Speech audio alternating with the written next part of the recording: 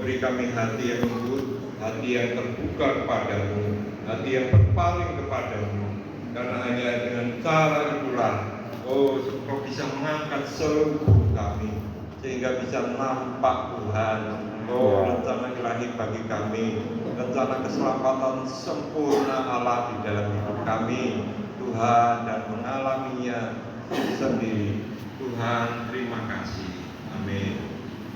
Puji Tuhan, saudara-saudari, kita melihat satu berita yang sangat berlimpah lengkap, ya, yang Tuhan sudah sediakan bagi kita, bahkan sudah lengkap sempurna di dalam roh kita sejak kita lahirkan, sejak kita terima Tuhan Yesus itu sudah ada.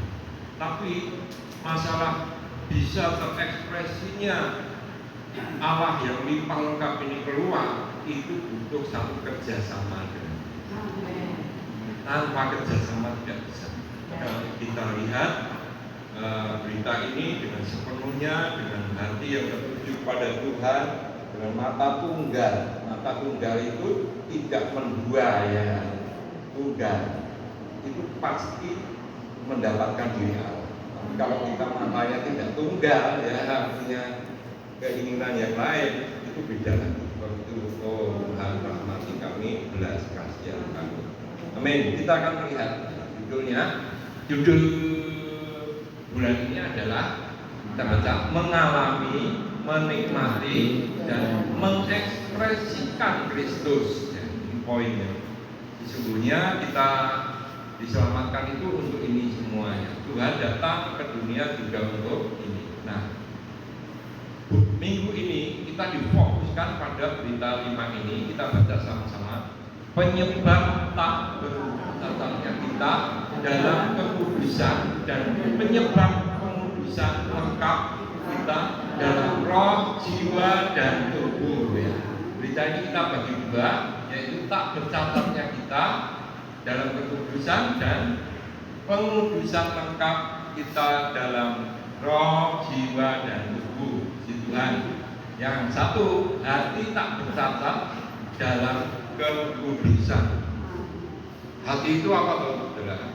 Hati itu adalah jiwa ditambah hati nurani. Jiwa itu apa, saudara? Jiwa itu adalah pikiran saya, perasaan saya, dan tekad saya, ditambah hati nurani yang telah disucikan, yang berasal dari Kristus. 4 komponen inilah yang perlu kita pelihara, kita kerjakan keselamatan kita. Nah, yang kedua, pengudusan lengkap roh, jiwa, dan tubuh kita. Pengudusan. Nah, kita satu-satu kita lihat, ya, tak bercatat. Siapa di dunia ini, satu orang saja tunjukkan pada saya yang dari sejak Adam sampai detik ini yang tidak bercatat. Tidak ada, ya. Dalam kudusan. Kudus itu apa, saudara? Kudus itu Kristus, ya. Kudus itu Kristus. Jadi kalau Allah mengatakan kuduslah kamu sebab aku kudus, itu artinya tidak lain adalah Kristuslah kamu sebab aku Kristus. Itu saja. Tidak ada orang menjadi kudus, dikuduskan, disucikan, disuci, tidak ada, kecuali menjadi Kristus. Itu definisi kekudusan. Kemudian pengudusan itu tadi supaya bisa lengkap sempurna seperti Kristus, itu ada di dalam roh, jiwa, dan tubuh kita. 3 komponen kita, yaitu roh, jiwa, dan tubuh. Manusia tripartit, jiwa, roh, jiwa, dan tubuh. Nah, kita masuki 1. Hati tak bercatat dalam kekudusan. Kita baca 1 Tesalonika, kiranya ia mengundang hatimu supaya tak bercatat dan kudus di hadapan Allah dan Bapa kita pada waktu kedatangan Yesus Tuhan kita dengan semua orang kudusnya. Jadi waktu kedatangan Tuhan nanti, kita harus dalam keadaan apa? Dalam keadaan tak bercacat. Padahal tadi saya sudah survei di seluruh penjara, ya, di tidak ada seorang pun yang tidak cacat. Bahkan saya melihat Tuhan Yesus itu manusia ya, anaknya Maria, darah dagingnya ini sama dengan saya dan Adam yang telah jatuh. Dia sendiri anak Maria. Maria itu anaknya siapa? Keturunan Abraham. Abraham keturunannya Adam yang telah jatuh. Itu Yesus. Waktu itu waktu orang Farisi mengatakan guru yang baik dalam tangkis. Siapa yang baik? Tidak ada yang baik selain Allah saja. Jadi kalau diri Yesus ini bukan Allah, dia tidak punya. Ini harus jelas. Kalau di sini kita nggak jelas, hidup Kristen kita akan meleset terus. Kita akan mengajar kekudusan dengan cara kita, bukan dengan sudut pandangnya.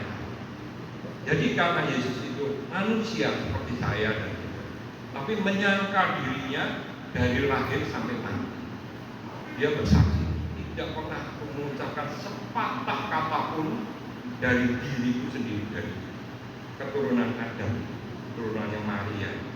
Tetapi apa yang diucapkan Bapak itu di satu sisi, di satu aspek ada di tahta, ada juga di dalam dirinya. Karena Yesus itu lahir dari Roh Kudus, bukan dari benihnya Yusuf, Maria, dari Yusuf manusia, tetapi dari Roh Kudus. Dia hidup kalau Allah memperhidupkan dia. Kalau Allah berkata apa, dia berkata apa. Itu dari lahir sampai mati. Nah, itulah sebabnya Yesus itu kudus tak bercacat. Dia yang bisa menguatkan kita menjadi seperti diri. Kita mengalami, menikmati dan mengekspresikan Kristus sangat bergantung pada apa? Kondisi hati kita. Kondisi sangat bergantung. Tidak bergantung pada Allah lagi, karena Allah Kristus, Allah di dalam Kristus sudah melakukan keselamatan kekal sekali selama-lamanya, sudah rampung, sudah ada di dalam roh kita. Tetapi bagaimana kita bisa mengekspresikan itu tergantung hati kita. Jadi hati itu seperti sakral, saluran. Kita lihat 4 jenis hati menentukan kehidupan rohani seseorang. 1. Hati yang berkaitan dengan tekad mudah diarahkan Tuhan. Ya, nggak seperti tekadnya Hawa yang penuh kemuliaan Allah, tapi nggak bisa diarahkan oleh suaminya sendiri ya. Sudah ngomong jangan makan itu nanti kamu mati. Tapi dia punya tekad sendiri, mendatangi pohon pengetahuan itu dan matilah dia. Nah, ini hati yang lembut, nggak seperti itu, tetapi mudah diarahkan. Hati yang murni itu tanpa campuran, berkaitan dengan pikiran dan emosi-emosi itu perasaan kita, bebas dari campuran dan motivasi ganda. Jadi saya katakan kita harus bermata tunggal seperti merpati itu bisa setia sampai mati itu. Karena merpati itu bermata tunggal, dipakai oleh Allah untuk lambang. Ya, puji Tuhan. Hati yang mengasihi ya, berkaitan dengan emosi perasaan, menandakan kasih yang tulus kepada Tuhan. Tidak ada seorang pun yang punya hati yang mengasihi, sekalipun orang itu adalah Adam dan Hawa yang hidup dalam kemuliaan Allah, belum pernah kenal iblis, belum pernah ketemu, belum pernah dijamah. Itu tidak punya kasih, tidak punya empati kepada Allah. Dia bukannya datang kepada pohon hayat Kristus, tapi malah datang pada pohon pengetahuan baik dan jahat, musuhnya Allah yang akan mematikan dia. Itu tidak punya kasih. Tapi puji Tuhan, kita di dalam Kristus, hati yang keras seperti batu, kata Yeskiel, akan ganti dengan hati yang diganti itu. Bukan saya memperbaiki hati saya. Oh, puji Tuhan. Nanti kalau sudah ikuti berita ini terakhir, kita akan masuk penghentian. Nanti kita akan sadar dan tahu dan menerima berkat Tuhan, bagaimana Tuhan yang mengerjakan segala sesuatu di dalam kita, bukan kita. Karena kita tidak akan mampu, apalagi mengasihi ya, semua itu nggak ada. Kita jujur saja, tidak ada yang ditutup-tutupi. Hati yang damai berkaitan dengan hati nurani, menunjukkan hidup yang selaras dengan Allah. Hati yang damai ini diberikan oleh hati nurani kita, karena kita yang lahir baru ini kita telah menerima hati nurani yang dimurnikan, disucikan ya. Kita tinggal pakai saja dan bukan minta lagi, tetapi kita tinggal memakai apa yang Tuhan sudah sediakan di dalam roh kita. Nah, hati itu seperti saklar ya, on off. Kalau ceklek mati, ceklek sekali hidup. Hati adalah saklar ayat, saluran antara roh dan seluruh keberadaan manusia. Seluruhnya artinya apa? Pikiran, perasaan, dan tekad saya, bahkan tubuh saya itu hanya bisa tersambung dengan Allah kalau saklarnya ini on, hati kita. Sebab itu Amsal memperingatkan, jagalah hatimu. Kita baca sama-sama ya. Jagalah hatimu dan segala kewaspadaan, karena dari situlah terpancar kehidupan. Dari situlah terpancar hayat. Ya, tidak ada hayat kalau hati kita tidak terjaga dengan baik.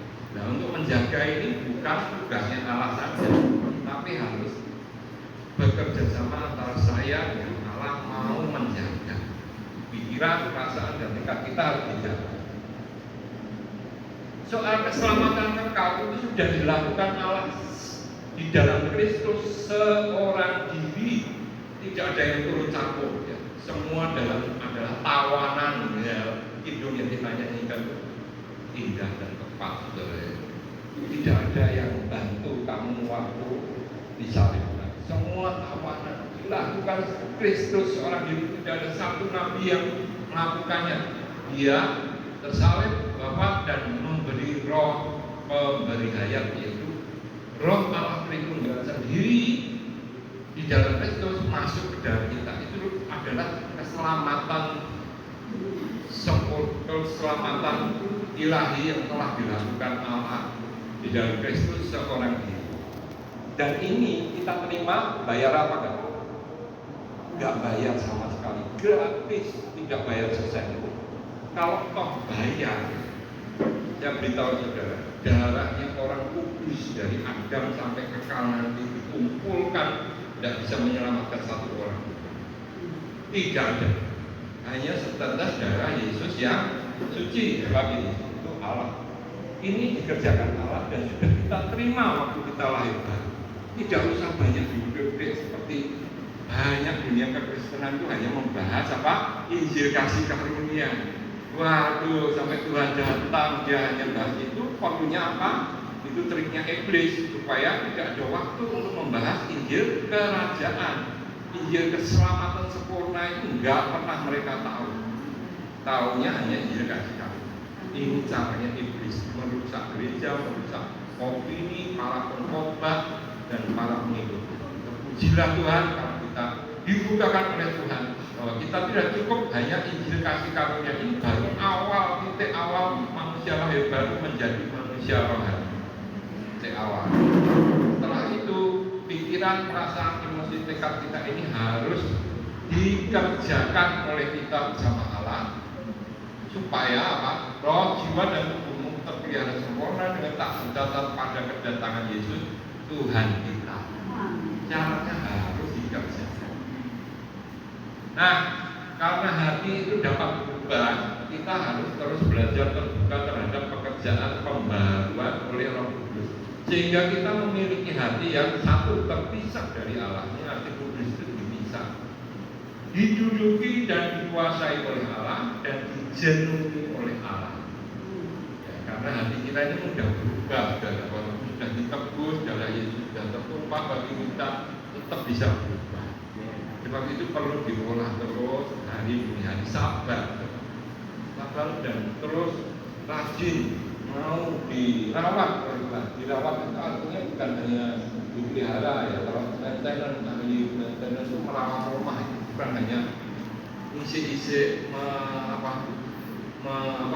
membersihkan, tapi kalau tahu ada yang bocor, dia kerja keras bertahun pambah. Kalau ada langkah yang itu merawat. Kita juga perlu dirawat sedemikian ya, saling merawat di dalam gereja. Nah, yang kedua, pengudusan lengkap yaitu roh, jiwa, dan tubuh kita.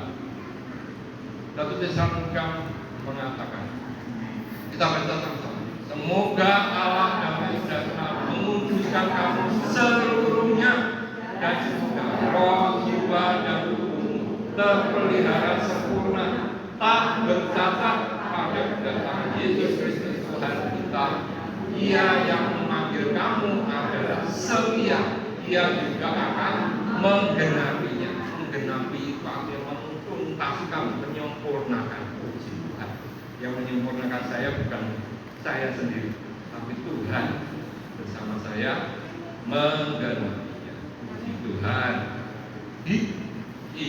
Berikutnya, hidup yang mengalami, menikmati dan mengekspresikan Kristus adalah kehidupan yang kudus, dipisahkan bagi Allah untuk kehidupan gereja yang penting. Jadi kita dikuduskan ini bukan untuk individu kita sendiri, tetapi untuk gereja, tubuhnya supaya matang sempurna. Nah, inilah bagian hidup kita, yaitu roh, jiwa, dan tubuh. Dalam kehidupan kudus, Allah menguduskan kita secara watak, ya, menyentuh roh, jiwa, ya, pikiran, perasaan, dan tekad. Kemudian tubuh kita pun akan disentuh, akan dijamah. Seperti saudara kita yang di depan, di ulang hidup Stefanus, itu dijamah Tuhan, bukan hanya rohnya penuh, memancar jiwa, pikirannya, mulutnya, Kristus semua, sampai tubuhnya dilepaskan Kristus semua. Dengan sifat tubuhnya sendiri untuk menjenuhi kita dengan dirinya sendiri. Jadi targetnya itu kita dipenuhi Allah bukan hanya di roh kita, tapi di jiwa dan tubuh.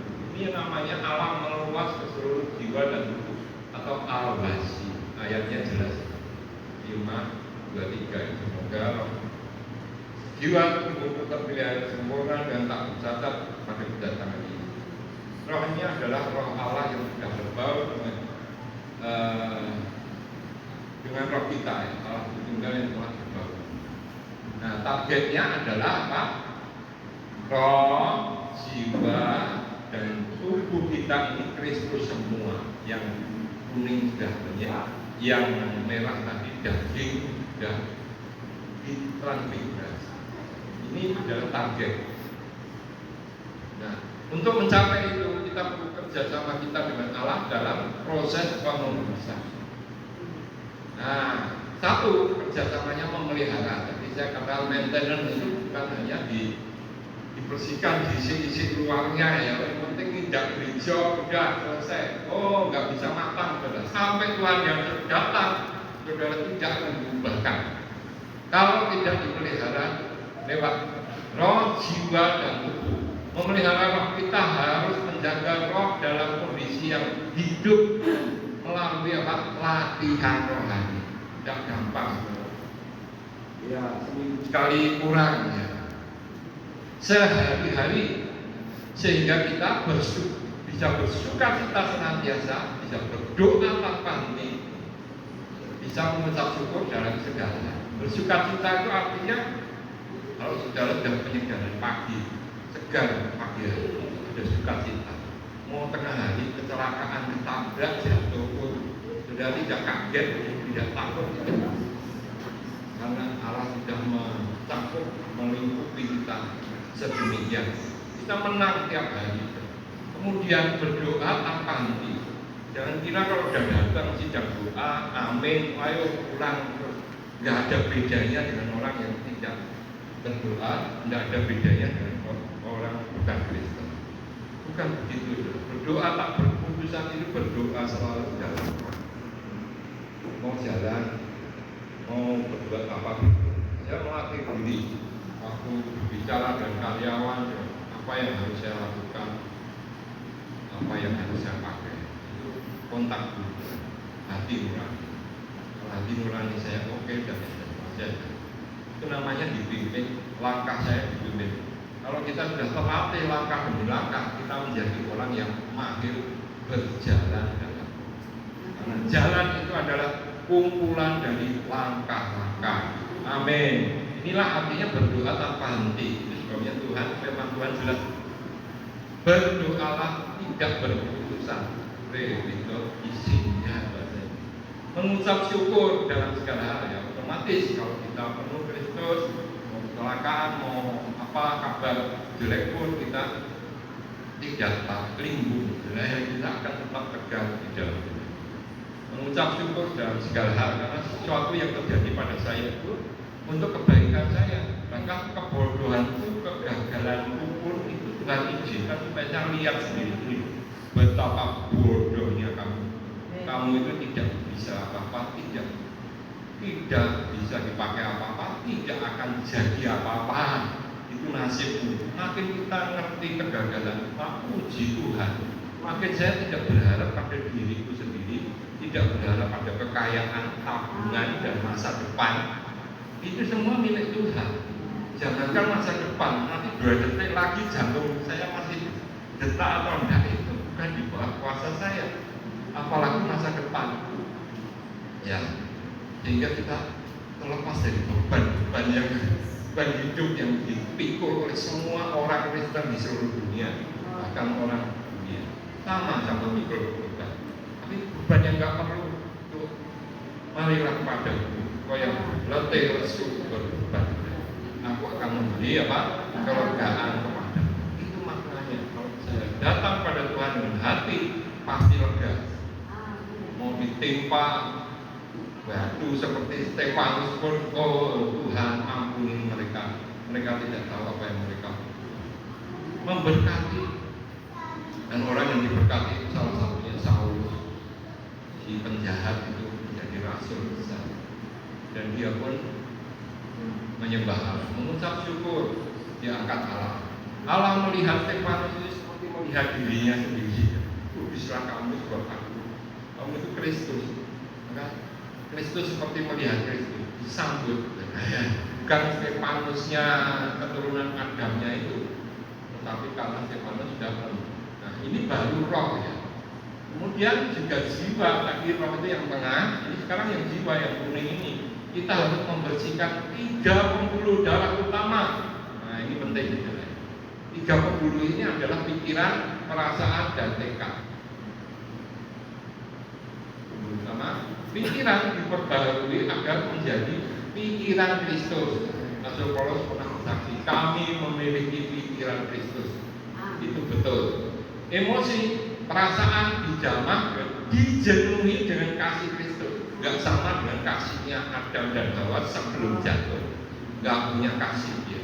Kita di sini ini punya kasih yang dari Kristus. Tinggal saya mau memakai atau tidak, itu aja. Tekad ditundukkan dan diinfus dengan Kristus yang bangkit. Nah, tekad dulu saya mengira saya cukup pikiran dan perasaan saja. Tekad ya bolehlah, yang penting saya tekadnya baik. Ternyata tekad saya itu tekad saya hanya satu, yaitu hanya boleh untuk mendapatkan diri Kristus. Selain itu saya tidak boleh bertekad baik, tidak boleh bertekad apa. Aku ingin baik, tahu-tahu yang jahat sudah ada padaku. Itu pengalamannya Paulus.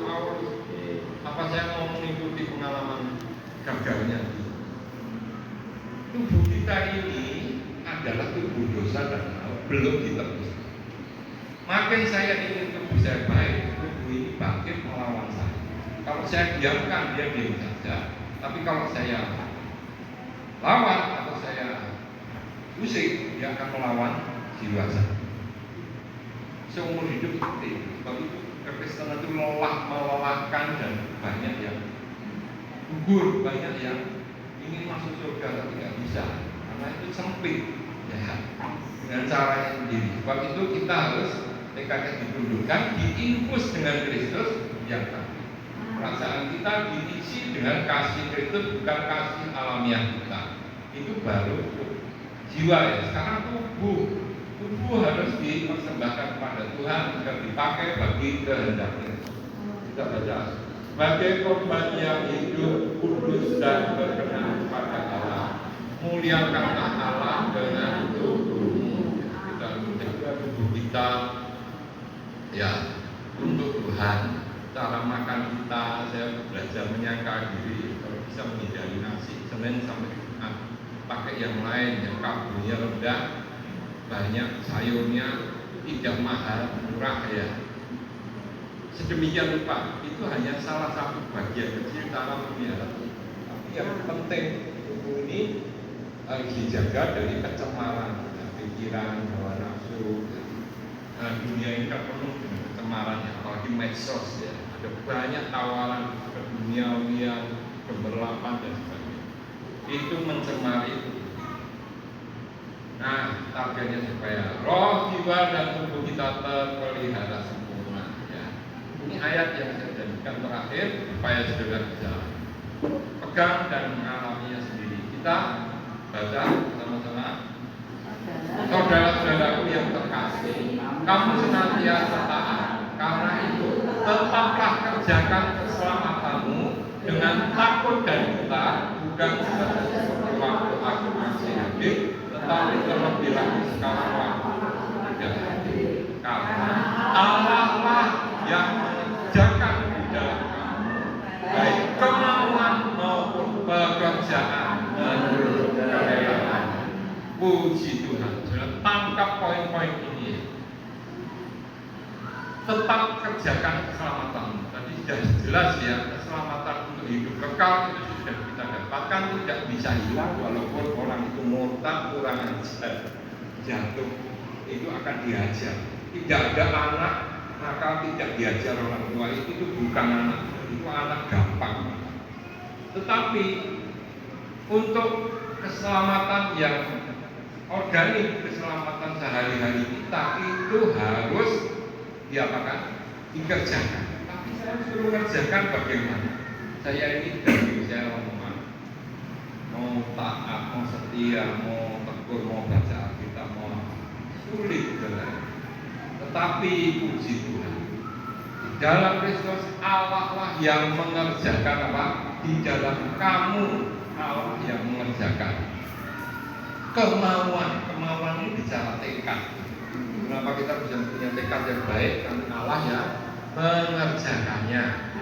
Maupun pekerjaan, puji Tuhan, bukan hanya tekad tapi pekerjaan. Ada satu kesaksian yang indah, saudari kita Claudia Ibu Thomas panggil Tuhan kemarin. Dia sudah tidur setelah sejak waktu ngantuk itu sakit. Kalau meninggal itu tidur. Sebelum itu dia itu selalu menerima penyegaran pagi dan selalu merespon. Puji Tuhan. Itu ada. Saya lihat track recordnya kira-kira 2 minggu sebelum meninggal masih ada. Terakhir mungkin kalau itu lelahnya karena kanker itu sakit sekali. Sakit luar biasa.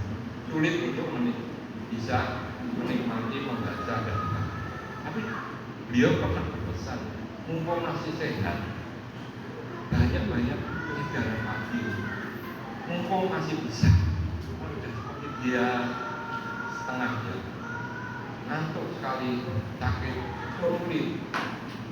Tapi puji Tuhan, karena dia taat, setia, rajin ya. Jadi khas gadis yang bijak itu adalah rajin. Maka kalau rajin dia itu mengumpulkan minyak dalam bencana itu. Jangan lihat luarannya ya, jangan bandingkan dengan Rasul Paulus bencananya besar. Kalau besar itu diisi Allah ya, otomatis pekerjaannya besar, bisa menulis 14 salah. Kalau seorang bencananya kecil tapi penuh, itu nilainya sama saudara ya.